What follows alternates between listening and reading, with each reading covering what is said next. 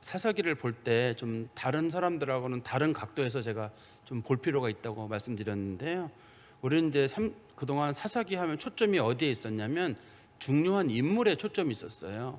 처음에 뭐 온니엘 같은 인물이라든지 에훗, 기드온, 뭐 본문에 나오는 삼손 이런 인물에 대해서는 사람들이 관심을 많이 가지고 있어가지고 그냥 그 인물이 뭘 했대더라. 온니엘이 이스라엘 백성들을 구했대더라. 그리고 에훗이 구했대더라. 기드온이 뭐 이스라엘 백성들 300명의 용사와 함께 가서 이스라엘을 구했대더라. 삼손이라고 하는 사람이 힘이 세서 그 힘을 이용해서 이스라엘 백성들을 구했대더라. 우리가 이제 알고 있는 성경에 대한 일반적인 그런 관점이거든요. 그런데 여기 사사기는 그런 거에 대한 초점보다는 사람들이 서서히 어떻게 타락하고 있는가를 보여주고 있는 게 사사기예요. 어떻게 서서히 변해가는가.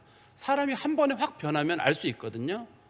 그렇지만 한 번에 변하면 금방 알아요. 근데 대부분 사람들이 서서히 이렇게 변하잖아요. 신앙도 마찬가지예요. 신앙도 서서히 자라고 신앙이 퇴락하는 것도 서서히 줄어들거든요. 근데 당시에도 보면은 이스라엘 백성들이 가나안 땅에 들어와가지고 여호수아 때까지만 해도 정말 하나님 중심으로 살다가 여호수아 갈렙 죽고 난 다음에 온니엘 이후로 서서히 신앙이 떨어지기 시작해요. 그 온니엘 딸만 해도 벌써 갈렙의 딸 악사만 해도 벌써 욕심이 생기게 되고, 그 다음에 그동안에 앞에 있던 사사들은 주로 하나님이 뽑아줬거든요. 하나님이 뽑아줬는데 언제 좀 지나다 보니까 사람들이 우리가 뽑읍시다. 우리가 뽑아요. 얼마 지나고 나면 자원해요. 하고 싶은 사람이 그냥 사사를 하거든요. 하나님께서 이스라엘 백성들을 지도자로 세우는 게 아니라 그냥 자기가 사사가 되는 거예요. 그리고 사사의 목적은 이스라엘 백성들을 구하는 거거든요. 그렇지만 나중에 사사들은 대부분 이스라엘 백성들을 죽이는 일을 합니다. 이 사람들이 자기 권력을 지키기 위해서 권력에 반대하는 사람이 있으면 죽여요. 그리고 사사들이 하나같이 부유해져요. 자녀들을 70명씩 낳았다는 얘기는 부인이 벌써 여러 명이라는 얘기고, 다 나귀를 태워줬다는 말은 그만큼 그 시대 부유한 사람들이거든요. 그러니까 이게 이제 점점 하나님 중심으로 가기보다는 인간이 신앙의 중심으로 가게 되고, 사람들이 하나님 바라보는 것보다는 사람 바라보는 쪽으로 바뀌게 되고, 그래서 하나님께서 야 이건 안 되겠다. 하나님께서 아주 극약적인 방법을 취하게 되는데 그 극약적인 처방이 누구냐면 삼손이에요. 과거에 어떤 그런 사사에게도 준 적이 없는 어머니를 나시린으로 고르고 삼손을 나시린으로 골라서 하나님께서 이 사람을 통해서 내가 특별히 하나님의 일을 이루어야 되겠다고 삼손이라는 인물을 세우는데, 시대가 너무 악해요. 시대가 너무 악하게 되면 사람이 하나님께서 그렇게 열심히 수고를 한다 할지라도 사람들이 그걸 받아들이지 못해요. 시대가 몰락하게 되거든요. 우리가 이스라엘 백성들의 특별히 남유다 같은 경우도 하나님께서 이스라엘 백성들에게 계속 예언을 통해서 뭐라고 말씀하셨냐면, 내가 요시야라는 왕을 보내가지고 다윗과 같은 큰 역사를 이루겠다라고 하셨거든요. 근데 막상 요시야가 나타났어요. 요시야가 종교개혁을 하지만 사람들이 요시야의 종교개혁을 잘 안 따르거든요. 그래서 요시야가 죽고 나서 요시야의 아들 세대에 이스라엘이 바벨론에 멸망을 하게 되거든요. 그런 경우도 마찬가지예요. 하나님께서 요시야라는 인물을 세워가지고 뭔가 하나님께서 큰 일을 하시는데 시대가 이미 악한 세대로 흘러버리게 되면 아주 위대한 하나님의 종들이 나타나게 돼도 사람들이 그걸 못 따라가거든요. 근데 삼손은 그런 거예요. 요시야랑은 또 다른 사람입니다. 요시야랑은 좀 다른 차원인데, 삼손 같은 경우도 참 나시린으로 부름을 받았는데 저 사람은 자기가 나시린이라는 걸 알았을까? 왜 어떻게 저렇게 평생 자기 중심으로만 살다 가지? 하나님 중심으로 뭘 생각했대더라. 하나님의 백성을 생각했대더라. 하나님께 기도했대더라. 그런 게 일절 없어요. 삼손 얘기에는 그런 게 일절 없습니다. 그냥 삼손이 여자 좋아했대더라. 여자 때문에 화가 났대더라. 화가 나서 누구를 죽였다래더라. 또 문제가 생겨가지고 여우 꼬리에다가 불을 붙여가지고 사람들 죽였다래더라. 또 그 나귀 뼈를 가지고 또 사람을 죽였다래더라. 화가 나서 그랬다래더라. 이렇게만 얘기가 돼 있지, 거기 뭐 하나님의 뜻이 어떻고 하나님 앞에 삼손이 어떻게 기도하고 경건하고 그런 건 없어요. 그냥 인간의 그냥 복수만 남아 있는 거예요. 우리도 신앙인들의 모습도 한번 똑같이 보세요. 우리가 신앙생활을 잘할 때는 이게 하나님의 뜻인가 아닌가, 하나님은 우리에게 뭘 원하시는가, 그런 게 고민거리거든요. 근데 신앙이 쭉 떨어지잖아요. 난 누구랑 친하지? 난 누구랑 사이가 나쁘지? 저거 꼭 보복을 해야 되겠는데, 저거 나한테 모욕을 줬는데 내가 꼭 갚아야 되겠는데, 하나님에 대한 생각은 일절 없어요. 그냥 어떻게 하면 나한테 잘해주는 사람한테는 더 잘해주고, 어떻게 하면 나한테 조금 해코지 하는 사람이 있으면 그 사람에게 대해서는 보복을 하려고 하고, 신앙이라는 이름으로 교회에 모이기는 하는데 그냥 그 중에서 좋은 사람, 나쁜 사람, 나랑 좋은 사람끼리 모여가지고는 맛있는 식사 먹을 수 있지만 나쁜 사람하고는 수십 년 교회를 다녀도 일절 교제를 하지 않고 마음을 주는 척만 하지 일절 마음을 주지 않고, 그런 식으로 사람이 갈라지게 되거든요. 이것도 신앙이 떨어진 세대에 나타나는 거잖아요. 삼손이 사람들의 그런 시대의 모습을 보여주는 겁니다.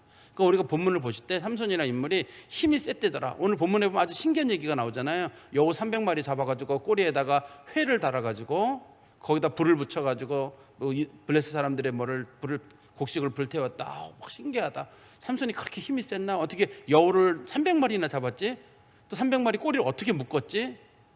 그저 여우 꼬리 묶기 쉽지 않거든요. 거기다 어떤 끈을 사용했나? 막 이렇게 생각해 봐가지고 거기에만 초점을 두면 성경 말씀에 원래 주는 그런 주님께서 주시는 그런 목소리를 듣기는 어려울 것 같아요.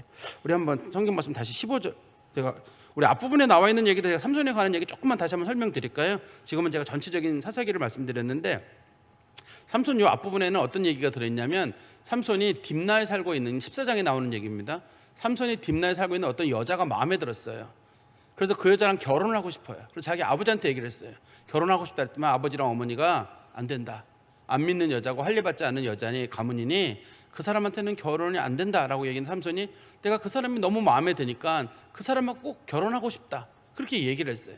그래서 부모가 그 사람의 청을 못 이기고 결국 그 사람 얘기를 들어주게 됐어요. 삼손의 얘기를 들어주게 됐거든요. 그런데 삼손이 이제 결혼을 하러 가고 여자를 만나러 가는 그런 과정 가운데서 삼손이 살던 동네랑 이 딥나라고 하는 곳이 멀지 않거든요. 한 20-30km 정도 되거든요. 삼손이 그 길을 오가면서 나시린이 해서는 안 될 일을 하게 됩니다. 포도 열매를 따먹으면 안 돼요. 삼손이 포도 열매를 따먹으면 안 되는데, 우리 생각할 때는 포도 열매 좀 따먹으면 어떠냐 그랬지만 나시린은 안 돼요. 사자도 달려들어도 죽이면 안 돼요. 사자 몸에 꿀이 있었다, 그 꿀 먹으면 안 돼요. 어머니도 나시린이기 때문에 그 꿀을 어머니에게 줘도 안 돼요. 자기도 먹어서도 안 되지만 아무리 배고파도 포도 열매 따먹으면 안 되고 죽은 사자의 몸에서는 꿀을 먹으면 안 되거든요. 근데 그런 이 삼손이 나시린의 가치를 잃어버리게 되고 그냥 온통 결혼, 어떻게 살아가는가, 온통 거기에만 관심이 돼요. 신앙이라고 하는 가치는 전체적으로 없어지게 되거든요. 근데 그래서 삼손이 어떻든 딥나 블레셋에 살고 있는 여자랑 결혼을 하게 됐는데, 당시에 이제 그 장인이, 당시 블레셋에 그 들러리가 있거든요. 들러리로 세우는 남자들을 삼손 들러리로 세웠어요. 그래서 들러리로 블레셋 사람들 30명을 들러리로 세웠는데 그 사람들이 전부 다 군인 같은 사람들이 온 거예요. 삼손이 너무 기분이 안 좋아요. 자기랑 친한 사람이 들러리로 원래 가야 되잖아요. 그런데 블레셋 사람들을 들러리로 세워주니까 삼손이 기분이 안 좋아가지고 저 사람들한테 골탕을 좀 먹여야 되겠다. 삼손이 그들에게 문제를 냅니다. 강한 자에게서 단 것이 나온다. 이게 당신은 뭔지 아느냐 너희들. 그러니까 누가 알아요? 삼손 혼자 경험한 얘기인데, 삼손이 혼자 사자 죽여가지고 거기서 꿀 먹은 얘기를 꺼내는 거거든요. 그래서 먹는 자에게서 먹는 것이 나오고 강한 자에게서 단 것이 나온다. 아무도 못 맞히는 문제예요. 근데 대신에 내기를 했거든요. 옷 30벌을 내기로 약속을 했는데 이 옷 30벌이 굉장히 큰 돈이 오가는 거예요. 그러니까 블레셋 사람들이 삼손의 아내가 될 여자를 찾아가가지고 너희들 답 안 가르쳐주면 너와 너의 아버지 집을 불사르겠다, 불태워 죽이겠다고 한 거예요. 그러니까 이 여자가 거울 먹어가지고 남편에게 가서 얘기하기를, 당신 왜 우리를 이렇게 괴롭히려고 하느냐, 당신이 나한테 왜 이런 답도 못 가르쳐 주느냐. 근데 삼손이 말을 못해요. 왜 말을 못하냐면 자기가 어떻든 간에 나시린이라는 생각을 조금은 가지고 있기 때문에 이 비밀이 새어나가게 되면 자신의 나시린의 귀래도 깨지고, 어머니가 나시린이었거든요. 어머니를 크게 실망시키는 거기 때문에 삼손이 말을 못해요. 그런데 부인이 자꾸 채근하니까 삼손이 할 수 없이 얘기를 해주게 됩니다. 이만저만하고 이만저만하다. 그래서 그 여자가 나가서 그 얘기를 하게 됩니다. 그게 이제 사자가 이렇게 돼가지고 내 남편이 사자를 죽여가지고 거기서 꿀이 나와서 그 꿀을 먹었다. 단 것은 꿀이고 강한 자는 사자다. 이런 식으로 얘기를 해주게 되거든요. 그래서 삼손이 생각해보니까 이 답은 자기 아내가 알려주지 않으면 알 수 없는 방법이에요. 그래서 삼손이 그 사람들에게 옷을 주기로 했으니까 내가 옷은 주기는 준다. 그런데 삼손이 어떤 방법을 택하게 되냐면 이 딥나라는 곳에 아주 멀리 떨어진 블레셋, 우리로 말하면 지금 요즘 이스라엘 전쟁이 일어나고 있는 가자지구 그쪽입니다. 지금 여기 이 사건이 있는 데가 그 가자지구 쪽에 성경 요즘 보면 아슈글론이라고 나와요. 요즘 그 가끔 뉴스에 보면은 아슈글론이라고 나오는데 성경에서는 아스글론이라고 표현이 돼 있거든요. 아슈글론이라고 불려지는 그 지역에 가서 이 딥나라는 곳은 적어도 한 100km 가까이 떨어져 있는 지역이에요. 거기 가서 사람들 30명을 죽여가지고 그 사람들의 옷을 벗겨가지고 피 묻은 옷이겠죠. 그거를 벗겨가지고 그거를 블레셋 사람들에게 선물로 주거든요. 근데 그날 삼손이 마음속에 크게 실망을 했어요. 아니 나와 결혼할 여자가 어떻게 이렇게 할 수 있느냐. 그래서 원래 그 당시에는 결혼식을 어떻게 하면 7일 동안 결혼식하고 부부 관계를 7일째 되는 저녁에 부부 관계를 가져요. 그러면서 이제 정식적인 부부가 되는 거예요. 물론 당시에는 약혼을 해도 부부입니다. 부부를 하지만 부부 관계를 갖는 건 이 결혼식 7일이 끝나는 날입니다.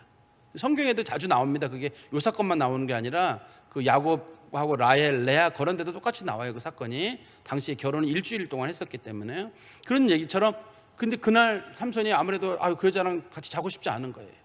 삼손이 자기 아버지 집으로 올라가게 돼요. 그 삼손이 자기 아버지 집으로 올라갔다는 게 이제 우리가 지난 봤던 성경의 마지막 부분이거든요. 이제 오늘 본문이 그 마지막 봤던 본문의 다음 본문입니다. 우리 15장 1절에 보시면 얼마 후 밀 거둘 때 삼손이 염소 새끼를 가지고 그의 아내에게로 찾아가서 이르되 내가 방에 들어가 내 아내를 보고자 하노라 하니 장인이 들어오지 못하게 했다. 삼손이 얼마 후 밀 거둘 때라고 했거든요. 얼마라는 시간이 지난지 우리가 정확하게는 몰라요. 그렇지만 짐작은 할 수 있습니다. 삼손이 결혼할 때 무슨 일이 있었냐면 포도가 익을 때였거든요. 그래서 삼손이 포도 열매를 따먹었잖아요. 그죠? 포도 열매를 따먹었는데 이스라엘의 포도가 익는 시기가 9월, 10월이에요. 이스라엘에서. 우리나라는 7, 8월이면 포도가 익지만 이스라엘은 9월, 10월 달에 포도가 있거든요. 그러니까 그때쯤에 결혼식이 있었던 건데 밀 거둘 때는 5, 6월 달이에요. 밀 거두는 시기는. 보리는 3, 4월 달, 밀은 5, 6월 달이에요. 그러니까 삼손이 자기 부인에게 실망해가지고 자기 집에 가서 혼자 머물다가 다시 오는데 시간이 한 6개월 정도 시간이 걸린 거로 보입니다. 6개월 정도 시간이 그런 다음에 삼손이 어떻든 자기가 좀 마음을 좀 돌이키고 그 부인의 마음도 좀 달래고 장인의 마음도 달래야 되겠다 하는 그런 마음이 들어가지고 장인을 찾아가게 되는데 염소 새끼를 선물로 가져갔다. 아마 당시에는 이게 요즘 말하는 아마 큰 명품 백 같은 건가 봐요. 이게 제일 좋은 선물이었던 것 같아요. 염소 선물이 이걸 선물 삼아 갖다 주게 되면 웬만하면 이제 마음이 풀리는 것 같아. 그러니까 염소를 가져갔겠죠. 그 염소를 선물로 주려고 가져가서 이제 얘기하기를 내가 내 아내에게로 들어가려고 한다. 성경에서 들어간다는 말의 뜻은 아내에게로 들어간다는 말은 성관계를 갖겠다는 그런 은유적인 표현입니다. 당시에 아까 제가 말씀드린 대로 결혼식은 했지만 결혼식 날 맨 마지막 날에 이 부인과 성관계를 가지려고 했는데 그날 블레셋 사람들이 찾아와가지고 문제를 맞추는 바람에 그 결혼식이 마무리가 못 이루어졌잖아요. 앞부분에 14장에 보면. 그러니까 이제 이 삼손이 이 여자랑 아무튼 이제 어떤 부부 관계를 제대로 맺어야 되겠다 싶어가지고 그 부인 장인에게 찾아간 거예요. 당시에 이스라엘하고 블레셋의 결혼 방식이 다른데 블레셋은 대릴사이 제도를 가지고 있어요. 여자가 결혼하고 친정에 살아요. 친정에 살고 그리고 남자도 결혼하면 그 처갓집에 가서 살아요. 처갓집에 가서 사는 원칙이고 이스라엘은 다르죠. 이스라엘은 여자가 결혼하면 남자 집으로 오죠. 남자 집으로 와가지고 남자 집에서 머물죠. 과거에는 우리나라 남자 집으로 오는 게 원칙이었잖아요. 지금은 거꾸로죠. 우리나라도 이제 여자 집 쪽으로 가고 있죠. 우리나라가. 근데 어떻든 간에 당시에 블레셋하고 이스라엘의 결혼 방식이 달라요. 그것도 이제 문제가 됩니다만 어떻든 이 블레셋 사람하고 결혼을 하니까 그 처갓집에 가서 장인에게 여자가 그 집에 있는 거예요. 그 집에 있으니까 내가 내 아내에게 들어가겠다고 말하니까 근데 이 사람 위에 보세요. 우리 그 14장 20절에 보시면 이런 얘기가 들어있잖아요. 삼손의 아내는 삼손의 친구였던 그의 친구에게 준바되었더라. 그 들러리 30명 중에 한 명에게 줬다거든요. 그러면 우리가 볼 때는 이제 이건 결혼은 안 되는 거다. 삼손도 이제는 포기해야 된다. 이미 장인이 그 여자를 딴 사람에게 줬는데 어떻게 결혼이 되느냐 하는데 삼손의 입장에서는 이게 말이 안 돼요. 왜냐하면 정혼만 해도 그건 결혼이 이미 이루어진 거기 때문에 이 여자는 다른 데로 시집갈 수가 없어요. 이스라엘 법에는. 근데 블레셋 법으로는 이게 가능한가 봐요. 장인이 얼마든지 이게 마음이 내키지 않으면 누구에게 줄 수 있나 봐요.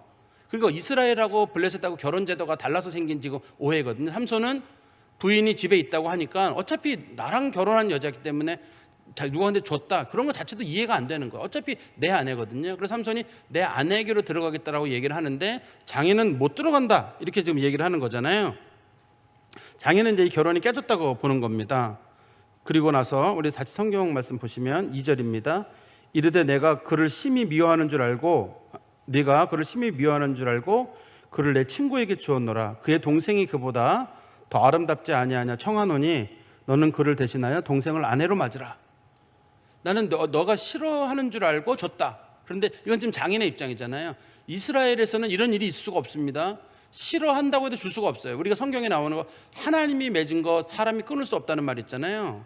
그런 것처럼 이스라엘에서는 부모가 이걸 결혼 관계를 끊을 수가 없어요.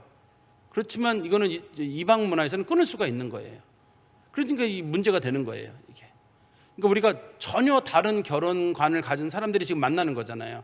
우리가 요즘 사회에서 이혼이 많다든지 그런 게 문제가 생기는 이유는 뭐냐면 전혀 다른 가치관을 가진 사람들이 둘이 만나는 거잖아요.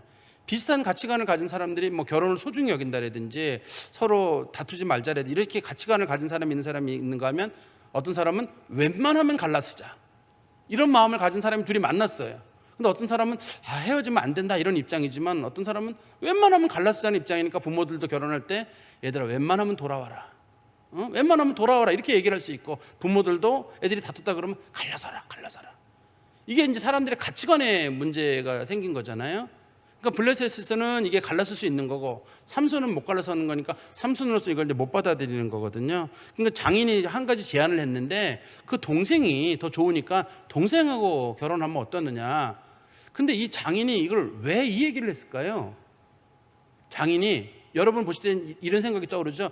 지금 삼손이 많이 화가 나 있으니까 어떻든 삼손을 마음을 달래려면 딸은 어차피 큰 딸은 결혼했으니 둘째 딸하고라도 결혼을 시키면 삼손의 마음이 풀어지지 않을까. 우리 이렇게 보이죠.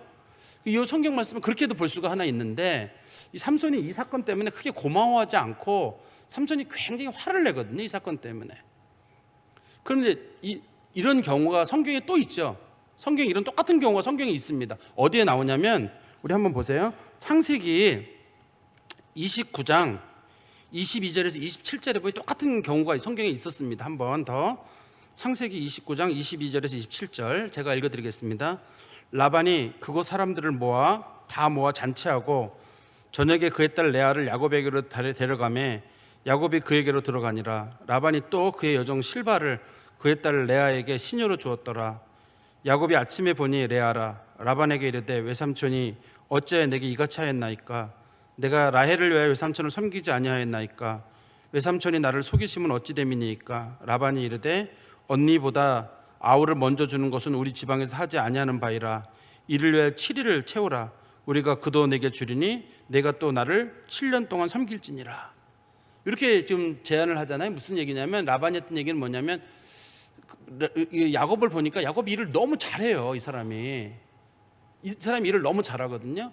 근데 사람이 당시에 그 결혼할 때는 반드시 그 결혼 지참금 같은 거, 성경에서는 그걸 빅물이라고 부르거든요. 결혼할 때 지참금 같은 걸 줘야 되는데 그게 상당히 큰 금액이에요. 근데 이미 우리가 생각할 때는 레아랑 결혼할 때 그냥 결혼했는 아니잖아요. 어떻게 결혼하게 됐냐면 그 집에서 7년 동안 무료 봉사를 하는 조건으로 결혼한 거예요. 원래 라헬을 데리고 가기로 한 조건이. 근데 장인 보니까 너무 잘해요. 7년 동안 또 써먹고 싶은 거예요.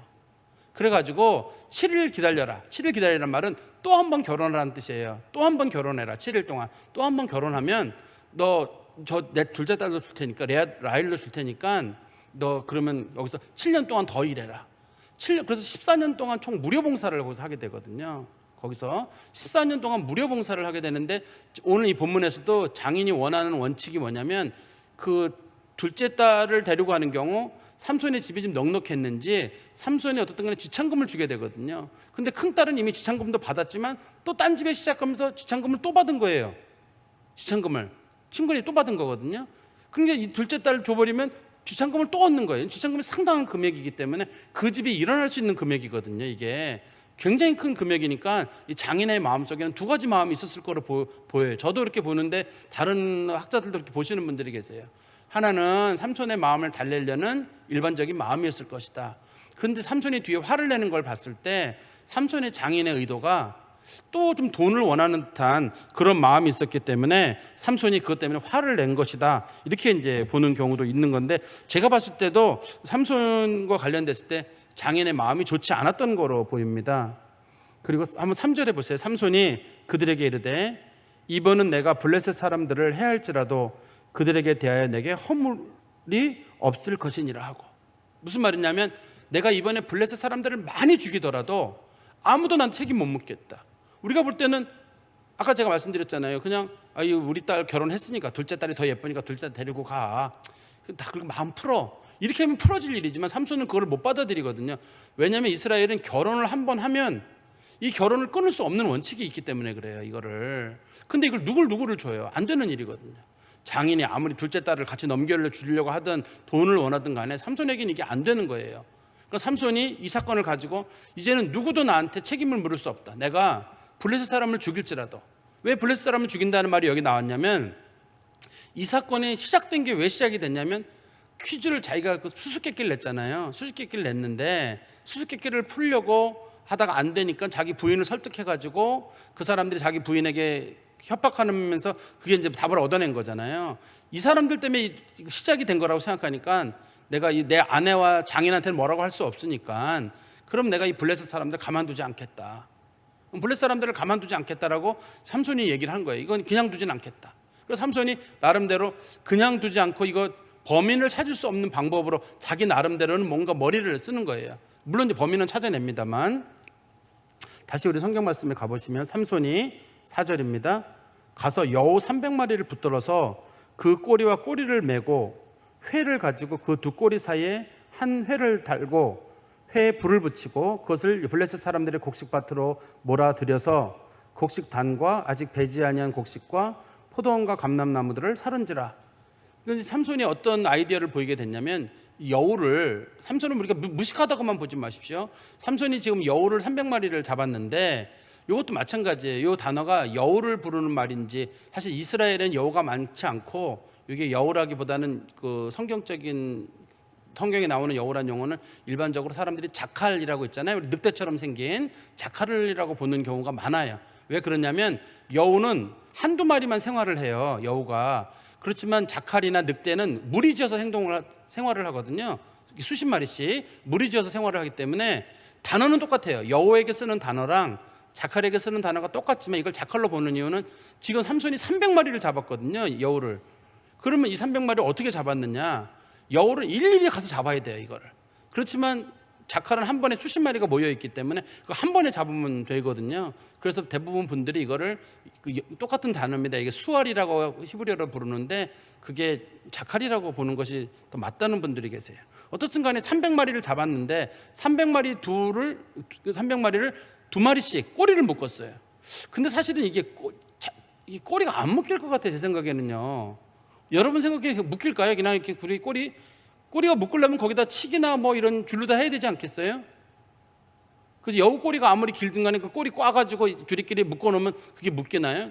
왜냐면 그 안에 그 뼈 같은 게 들어있어가지고, 우리 강아지도 있잖아요. 강아지나 고양이도 그 안에 뼈가 있잖아요. 그래서 안 묶이거든요, 원칙적으로는. 그러니까 삼손이 거기 끈 같은 걸 이용해서 두 마리씩 묶었으니까 총 150쌍의 여우가 준비가 된 거죠. 거기다가 뭘 준비했냐면 회를 준비했어요. 회라는 말이 그 보통 나무에다 기름을 담궈가지고 푹 절인 나무, 그걸 회라고 불러요. 거기다가 불을 붙이는 걸 우리가 횃불이라고 부르죠. 그래서 회라는 말과 불이란 말이 합쳐가지고 우리가 횃불이라고 부르는 거예요. 우리나라에서는 횃불이라 그러면 거기 보통 나무 위에다가 천 같은 거를 하고 거기다 기름을 넣고 불을 붙이는 걸 횃불이라고 부르잖아요. 당시 이스라엘에서는 나무를 기름에 적셔가지고 그 기름에 적신 나무에다가 불을 붙이는 형태예요. 그래서 그 150쌍이나 되는 여우 꼬리에다가 회를 집어넣고 다 준비된 다음에 이걸 한 군데 모아놨을 겁니다. 이걸 한 군데 모아놓고 거기다가 이제 불을 붙인 다음에 이 동물들을 어디다가 풀어나게 됐냐면, 다시 성경에 가보시면 15절입니다. 회를 붙이고 그것들을 회에 불을 붙이고 그것을 블레셋 사람들의 곡식밭으로 몰아들였다. 곡식밭으로 이걸 집어넣은 거예요. 그러니까 이 여우들이 들어가서 무슨 일을 했냐면 곡식단과 곡식단이란 말은 이미 농사짓고 베어버린 거. 이때가 밀농사할 때라 그랬잖아요. 밀농사할 때이기 때문에 밀농사하려고 하는 거 그거 베어버린 거. 그 다음에 아직 배지 아니한 거, 아직 남아있는 게 있나 보죠. 그거. 그 다음에 뒤에 보시면 포도원과 감람나무, 이거는 아직까지 열매를 맺지, 이거는 9월달 10월달에 맺으니까 한참 뒤에 일인데 조그만 열매들이 맺혔을 것 같은데 그것까지 다 태운 거예요, 삼손이. 그런데 이 여우를 왜 이렇게 2마리씩 묶어놨냐면, 이 여우가 만약에 1마리씩 묶어놓잖아요. 그러면 여우가 뜨거워가지고 달려가가지고 물 있는 데로 가가지고 꼬리를 물에 담글 거예요. 근데 2마리씩 묶어놓기 때문에 2마리가 갈 수가 없어요. 빨리 갈 수도 없고, 우리 마치 그 1인 삼각경기라는 거 있잖아요. 사람 2사람씩 발 묶어가지고 가운데 발 묶어가지고 걸어가긴 못 걸어가는 것처럼 똑같은 거예요. 멀리 갈 수도 없고 당길 수도 없고 자기들끼리 낑낑거리면서 최대한 이 뜨거우니까 가까운데 불 붙지 않은 곳으로 갈 거거든요. 불 붙지 않은 걸 다 찾아가다 보니까 결과적으로는 블레셋 사람의 여러 곳이 불 붙게 돼요. 그래서 이 본문에서는 아까 30명을 죽인 사건은 아스글론에서 있던 사건인데, 이것도 단순하게 딥나에서 있던 사건이 아닙니다. 이게 삼손 장인이 있던 곳에 일어난 사건이 아니라 좀 더 넓은 지역에서 이 사건이 일어난 거예요. 그래서 사람들이 먹을 게 없어요. 이제는요. 곡식단 베어놓은 거 불태웠죠. 지금 곡식단 자라고 있는 거 불태우죠. 그 다음에 거기에 있는 무화과 나무나 포도나무 불태우죠. 그럼 뭐 먹고 살아요? 그 사람들이 먹고 사는 게 4가지거든요. 보리, 당신 쌀은 없었기 때문에, 그 다음에 밀, 그 다음에 포도, 무화과, 이거 먹고 사는데 그거 전부 다 불태웠다는 얘기예요. 그러니까 이제 그 사람들이 화가 나가지고 어떻게 하냐면 6절입니다. 블레셋 사람들이 이르되 누가 이 일을 하였느냐, 범인이 누구냐는 거예요. 아마 이제 이 있고 난 다음에 사람들이 막 모여가지고 범인 잡는 거. 첫 번째가 범인이 누구냐, 두 번째는 왜 그랬느냐. 아마도 그 재판정이 열렸거나 그런 것 같아요. 그래서 사람들이 범인을 색출하려고 여러 가지 방법으로 하다가 범인을 찾아내게 되죠. 그런데 범인은 누군지 찾았는데 그 범인에게 죄를 물을 수 없다는 게 사람들의 입장입니다. 한번 보세요. 6절에 보시면 블레셋 사람들이 이르되 누가 이 일을 행하였느냐 하니 사람들이 대답하되 딥나 사람의 사위 삼손이니 장인이 삼손의 아내를 빼앗아 그의 친구에게 준 까닭이라 하였더라. 블레셋 사람들이 올라가서 그의 여인 그 여인과 그의 아버지를 불사르니라. 좀 다시 보세요. 사람들이 삼손이 불을 질렀는데 사람들이 물어봤습니다. 범인이 누구냐 그랬더니만 딥나 사람의 사위 삼손입니다.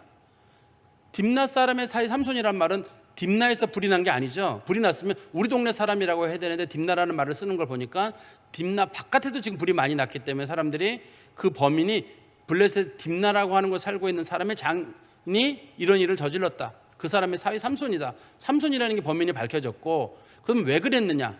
그 부인을 딴 사람에게 줬기 때문이다. 그럴 때면 사람들이 그 정도라면 당연히 그럴 수 있지라고 수긍하는 거예요. 부인을 다른 사람에게 줘버렸다. 이거는 블레셋에서 아버지가 할 수 있는 권한이긴 하지만 그래도 이건 아니지. 그 사람이 어쨌든 결혼식을 했는데 그 사람 그 결혼식 한 거를 그 사람이 6개월 동안 집을 비웠다고 해가지고 어떻게 그걸 딴 사람을 주느냐. 그건 안 된다. 그런 사람들이 그러면 동네 사람들이 어떻게 하면 좋겠느냐. 이거는 장인과 그 여자가 잘못한 거다. 장인과 여자가 잘못한 거니까 장인과 여자를 어떻게 했냐면 불태워 죽여요. 장인하고 그 여자만 불태워 죽이는 게 아니라 사실 성경적인 내용을 잘 보면은 그 여자랑 그 집안 식구들이 다 불타 죽는 거거든요. 이 여자가 여러분 왜 수수께끼 답을 알려줬나요? 수수께끼 답을 알려준 이유는 그 블레셋 사람들이 물어봐서 그래요. 그때 뭐라고 얘기를 했냐면, 우리 한번 성경 보세요. 14장 15절에 보시면 여자가 답을 알려준 이유가 거기 나옵니다. 14장 15절에 7째 날에 이르러 그들이 삼손의 아내에게 이르되 너는 내 남편을 꾀어 그 수수께끼를 우리에게 알려달라 하라. 그렇지 아니하면 너와 내 아버지 집을 불사르리라. 너희가 우리의 소유를 빼앗고자 하여 우리를 청한 것이 아니냐. 그렇지 아니하냐 하니, 여기 보면 너와 내 아버지 집을 불사르리라 라는 이 말이 여자가 너무 무서웠던 거예요.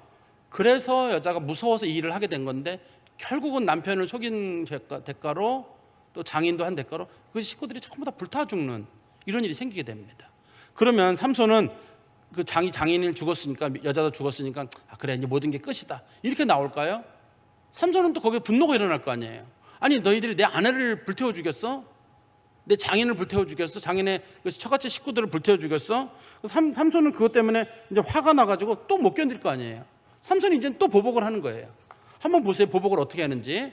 첫 번째는 문제 가르쳐줬다고 보복하고, 그 다음에 장인이 그 딴 남자에게 줬다고 보복하고, 또 장인하고 여자 죽였다고 또 보복하고.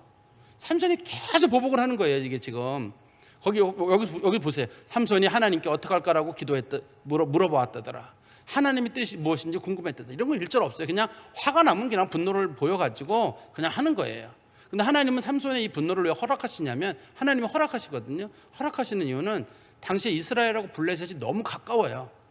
너무 가까워가지고 이런 일이 아니면 블레셋하고 이스라엘 사람들이 금이 안 가요. 너무 친해가지고 이스라엘 사람들이 블레셋화 되는 거예요. 블레셋화 돼가지고 영적으로 완전히 죽어가게 되니까 하나님께서 이렇게 해서라도 두 민족을 갈라놓으려고 하시는 거거든요. 그렇지만 개인적인 삼손의 문제로 들어가 보면 삼손은 모든 일들을 자기 어떤 분노 가운데서 하게 됩니다. 그리고 성경 말씀 7절에 가보시면 삼손이 그들에게 이르되 너희가 이같이 행하였은즉 내가 너희에게 원수를 갚고야 말리라. 삼손은 더 화가 났죠. 처음에는 문제 내는 문제 정도였는데, 두 번째는 부인 딴 데 줘버린 거 문제였는데, 세 번째는 자기 부인을 불태워 죽였으니까 장인 가족 불태워 죽은 삼손이 가만히 있나요? 여기서 성경 말씀 보시면 어떻게 되어 있냐면 8절에 블레셋 사람들의 정광이와 넙적다리를 크게 쳐서 죽이고 내려가서 에담 바위 틈에 머물렀더라. 여기 보시면 블레셋 사람들의 정광이와 넙적다리, 이건 뭐 주로 종아리나 허벅지를 얘기하는 거잖아요. 근데 그 성경에서 정광이와 넙적다리를 크게 쳐서 죽였다라는 말의 뜻은 완전히 죽였다는 뜻이에요. 이게 완전히 죽였다는 관용어구입니다. 이게 어디를 넙적다리랑 정광이를 때렸다 이런 뜻이 아니라 그들을 완전히 죽였다 이런 뜻이에요. 자기에게 대항하는 사람들을 삼손이 다 죽였다는 뜻입니다. 몇 명을 죽였는지는 모르지만 완전한 승리를 이뤘다는 말을 당시에 이스라엘 사람들이 정광이와 넙적다리를 크게 쳐서 죽였다 이렇게 표현을 쓰거든요. 아주 많은 사람들을 죽였다는 얘기입니다. 그러나 삼손이 어디로 도망가냐면 에담 바위 틈에 머물렀더라. 에담 바위는 성경에 어디에 나오냐면 역대하 11장 5절에 보면 유대 땅 베들레헴 있잖아요. 베들레헴 있는데 베들레헴 옆에 에담이라는 곳이 있거든요. 거기 가서 삼손이 숨어 있었어요. 이 삼손이 살고 있는 동네는 삼손이 단지파잖아요. 단지파 옆에는 베냐민 지파가 있거든요. 그 다음에 여기서부터 에담 지역까지는 키로수로 뭐 적어도 한 200km 정도 떨어져 있습니다. 먼 지역이에요. 그래서 많은 학자들이 이걸 어떻게 보냐면 아마 이 에담이라는 곳이 다른 지역인가 보다, 그 베냐민 지파 어디 가까운 지역인가 보다 생각하기 쉬운데 그렇진 않아요. 이게 흔한 얘기로 세계대전이 됩니다. 큰 전쟁이 되거든요, 향후. 우리 요즘에 이스라엘 전쟁이 일어나는 것처럼 팔레스타인 사람들이 이스라엘 사람들 가자지구 그 벽 옆에 있는 사람들을 죽였는데 이스라엘 사람들이 그것 때문에 화가 나가지고 가자지구 저 깊은 곳까지 공격하는 사건이 생기잖아요. 그런 것처럼 지금 삼손이 그 사람들을 많이 죽이고 나서 어디로 도망가냐면 유다 지파 중심지로 도망가거든요. 유다 지파는 당시에 제일 강한 지파예요. 제일 강한 지파 쪽에 도망가니까 다음 부분에서는 블레셋 사람들이 화가 나가지고 대대적인 전쟁을 벌이게 됩니다. 큰 전쟁을 벌이게 돼요. 수많은 사람들이 죽는 전쟁이 되는데 이제는 그동안 단지파 사람들과 베냐민 지파 사람들과 관련이 됐었는데 이제는 유다 지파가 함께 달라붙어가지고 베냐민을 향한 큰 전쟁이 붙게 되거든요. 그래서 몇 명 죽이려고 했던 게 아니라 이제는 뭐 민족 대 민족 간의 큰 싸움으로 번지게 됩니다. 이 부분이요. 어떻든 제가 말씀을 정리해서 말씀드리면 삼손이 이렇게 하나님 앞에 사용되는 것은 어떻든 사용은 되고 있어요. 삼손의 마음속에 있는 그런 분노나 보복이나 그런 걸 통해서 또 그가 여자를 좋아하는 걸 통해서 하나님이 사용하시긴 하시는데 어떻든 하나님이 사용하시는 거는 맞아요. 그때 하나님께서 어떻게 좀 사용을 하시냐면 첫 번째는 블레셋 사람들의 악한 마음이 동기를 제공을 해요. 블레셋 사람들이 첫 번째 동기를 제공하거든요. 퀴즈를 못 풀게 되니까 그 여자에게 얘기하기를 내가 너와 너의 부모를 죽이겠다. 그게 동기잖아요. 1차적으로. 그 동기가 제공이 되게 되고 그 다음에 두 번째는 그 장인이 동기를 제공해요. 장인이 그 여자를 자기 부인을 딴 사람에게 줘버리거든요. 딴 사람이 동기를 되고 그 다음에 세 번째는 두 사람 간의 결혼 간의 차이가 동기가 제공이 되게 됩니다. 이스라엘은 절대 갈라질 수 없는 일인데 블레셋 사람들은 그런 거를 어느 정도 허용을 하니까 장인이 거기다 욕심을 또 부렸잖아요. 돈 좀 더 이렇게 받으려고 자기 딸 딴 사람한테 주고 또 딴 사람 데려오려고 하고 그러던 사이에서 이런 일이 있었는데, 요즘 사람들은 그렇게 많지 않습니다만 과거엔 우리 사회에서도 사회가 어려울 때 딸들 다른 집에 이렇게 넘기고 돈 받고 그런 거 불과 몇십 년 전만 해도 우리 사회에 있던 일입니다, 여러분. 지금 우리에게 흔하지 않습니다만, 어쨌든 하나님은 이걸 통해서 블레셋 사람들을 징계하시고, 그동안 블레셋 사람들이 이스라엘을 많이 괴롭혔거든요. 많이 괴롭혔는데 어쨌든 삼손이 살아있는 동안에 얼마 동안은 적어도 블레셋 사람들이 이스라엘을 괴롭히지는 못해요. 당분간은 괴롭히지는 못하거든요. 그렇지만 제가 아까 말씀드렸듯이 삼손을 살펴보다 보면 좀 아쉬운 게 한 가지가 있는데, 왜 삼손에게는 기도했다는 얘기라든지 하나님의 뜻이 무엇인지 궁금했다라든지 그런 게 없을까? 그렇게 처음에 출발한 나신으로서 포도도 먹지 않고 머리도 자르지 않고 그렇게 하나님이 특별하게 사용하셨고 특별한 힘도 줬는데, 그 사람은 이거 여자 만나는 사건과 사람 죽인 사건 외에는 뭐 특별히 한 게 없잖아요. 왜 저렇게 못했을까? 그 시대적인 문제도 있어요. 개인적인 문제도 있겠지만 시대가 점점 영적으로 감퇴되고 있는 거니까, 과거에는 우리가 어떤 일이 있으면 기도했단 말이에요. 힘든 일 있으면 교회에 모였거든요. 위기의 순간에는 우리가 교회로 모이고 교회에서 어떤 일들을 풀고 그랬는데, 우리 시대도 이제는 힘든 일 있으면 전부 교회 안 나오죠. 코로나 돌았다 그러면 야, 교회 나오지 마. 누가 아프다 그러면 교회 나오지 마. 옛날에는 아파도 교회 나오고 힘들어도 교회 나오고 이런 게 그랬다면, 지금은 뭐 때문에 안 나오고 그래서 교회에 안 나오는 게 흔한 일이 돼버렸어요. 옛날에는 교회 안 나오는 게 학교 빠지는 것보다 더 큰 일이고, 왜냐하면 학교 빠지는 건 선생님한테 혼나는 거 정도지만 교회 빠지는 건 하나님 앞에 그렇게 미안해가지고, 과거에 저도 그 어린 시절에 저희 전도사님이 그런 얘기를 했어요. 어떤 분이 그 전도사님한테 그런 얘기를 했대. 제가 그 누구랑 선약이 있어가지고 이번 주는 참석을 못 하겠습니다라고 하니까 저희 전도사님께서 그분한테 말씀하시기를, 하나님하고 선약은 영원전에 있던 건데 어떤 게 먼저인가요? 그런 식으로 한번 질문을 던졌다고 해요. 하나님하고 예배라고 하는 건 하나님과 약속이기 때문에 그것도 굉장히 소중한 가치를 갖고 있는데, 우리는 지금 그런 마음이 없어요. 그냥 하나님을 개인적으로 섬기고 거기에 관심이 있고 영적으로 뭘 해석하고 뭐 그런 것도 별로 없어요. 그런 것도 없고 그냥 개인의 그냥 좋으면 다니고 아니면 말고, 삼손 시대와 별 차이가 없는 듯한 그런 마음이 있고, 두 번째는 신앙생활은 열심히 한다고 하지만 개인의 감정을 추스를 마음이 없어요. 제가 아까도 그랬죠. 삼손이라는 사람이 왜 그렇게 분노하는 마음과 증오하는 마음이 여전히 남아있는지. 물론 하나님이 그걸 사용하시긴 하십니다만 왜 저렇게 분노하는 마음이 있을까? 하나님 잘 섬긴다고 하지만 누구 죽이려고 하고 누구 저거 하겠다고 하고, 그런 마음이 계속 남아있는 거거든요, 그 사람에게는. 우리도 신앙생활 하면서 그런 게 있잖아요. 나 좋아하는 사람은 여전히 좋고 나 싫어하는 사람은 여전히 싫고, 아무리 그 사람하고 잘하더라도 그 사람한테 일절 마음을 안 준다든지, 나랑 친한 사람하고만 친하고, 그건 교회는 아닌 것 같아요.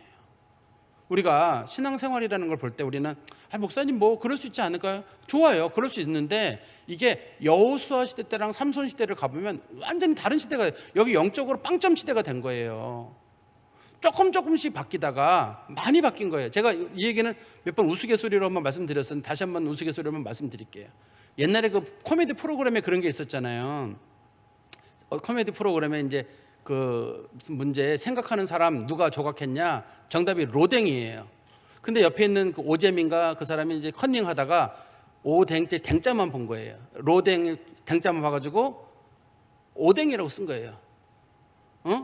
로댕이 오뎅이 된 거예요. 그러니까 이 사람이 생각하기를, 오뎅 일본 음식이니까 나는 그러면 음식을 쓰라는 것보다 덴뿌라라고 썼어요. 그래서 이제 로댕이 오뎅 됐다 덴뿌라로 바뀌는 건데, 그런 것처럼 이게 신앙생활에서 조금씩 하다 보니까 생각하는 사람하고 덴뿌라랑 무슨 상관이 있어요. 오뎅은 댕자 비슷하기라도 하죠. 아무 상관도 없는 게 돼버리잖아요. 그런 것처럼 우리도 신앙생활에 있어서 세월이 지나니까 성경에 나와 있는 신앙이 아니라 그냥 우리끼리 만들어낸 신앙인 거예요. 영적으로 많이 쇠퇴했는데도 몰라요. 왜냐하면 어제랑 오늘이 별 차이가 없고 내 주변에 있는 사람 다 똑같거든요. 내 주변에 있는 사람이 신앙생활을 잘하는 사람이 있으면 내가 본받아서 그 바뀌어야 되는데, 똑같이 타락을 하고 똑같이 영적으로 쇠퇴되니까 다 똑같아요. 거기다 또 다른 교회도 우리가 좀 나아요. 그러면 우린 좀 낫다는 또 자존심도 있고 자부심도 있어요. 똑같이 타락하고 있는데, 똑같이 10점짜리인데 그 사람은 9점짜리고 우린 10점이면 10점 맞으면 너무 좋아하는 거예요. 100점 만점에 다 낙제인데도 불구하고 나는 10점이나 맞았어. 하나 더 맞거나 하나 더 틀리거나 그게 뭘 이렇게 중요한 것인지. 삼손을 보면서 그런 생각이 들어요. 참 하나님 앞에 안타까운 사람이다. 그 많은 달란트와 하나님의 특별한 섭리 가운데 부름을 받은 사람이 이 마음 하나 못 추스르고 영적으로 타락해 가는 걸 못 막는 모습을 보면서, 물론 마지막 딱 한 번 사용되죠. 블레 사람들의 신전을 무너뜨리는 일을 한 번 합니다만, 그래도 영적으로 이스라엘이 몰락하는 건 막지는 못해요. 그걸 막아낸 사람이 사무엘하고 다윗이거든요. 그래서 하나님이 다윗이라는 인물에 대해서 대단하다고 보는 거예요. 다윗이라는 인물이 그걸 막아내요. 이스라엘이 그 출애굽하고 400년 동안 세월이 지나는 동안에 못했던 일을 다윗이 AD 청년에 하거든요. 그러니까 하나님이 내 마음에 합한 사람이다라고 하는 이유는 그 모든 사람들이 영적으로 타락했던 시기에 영적 부흥을 일으키는 사람이 다윗이거든요. 하나님의 축복을 받습니다. 우리도 어떤 이 말씀을 좀 마음에 기억하시고 살아가시기를 간절히 소망합니다. 기도하겠습니다. 하나님 아버지, 하나님 말씀을 보면서 저희들의 모습도 살펴봅니다. 성경에 나오는 인물들은 왜 이토록 바보스럽고 하나님의 선하신 능력과 살아계심을 믿지 못하는지, 그때 그들이 정신만 차렸더라면 하나님의 진노와 심판이 임하지 않았을 텐데 왜 저들은 저렇게 바보 같았나 우리가 생각해 보지만 우리들의 문제도 똑같은 생각이 듭니다. 하나님이 여러 모양으로 경고하시고 깨닫게 하시고 우리로 하여금 하나님을 찾으라고 해도 우리도 갖가지 핑계를 대고 시대를 핑계를 대고 주변에 있는 사람들을 핑계로 대면서 우리 자신도 영적으로 점점 멀어져 가는 것은 아닌가. 하나님을 가까이 하라고 했는데 하나님을 멀리하고 사람을 가까이 하는 듯한 느낌을 점점 갖게 됩니다. 하나님 아버지, 저희들에게 지혜를 주셔서 우리가 어디에서 나왔는지를 기억하고 사람들이 어떻게 하든 우리는 하나님 중심으로, 말씀 중심으로 좀 신앙생활하는 것이 외롭고 힘들더라도 살아있는 하나님 말씀을 붙잡고 사는 믿음의 성도들이 되게 하여 주시옵소서. 예수 그리스도의 이름으로 기도하옵나이다. 아멘.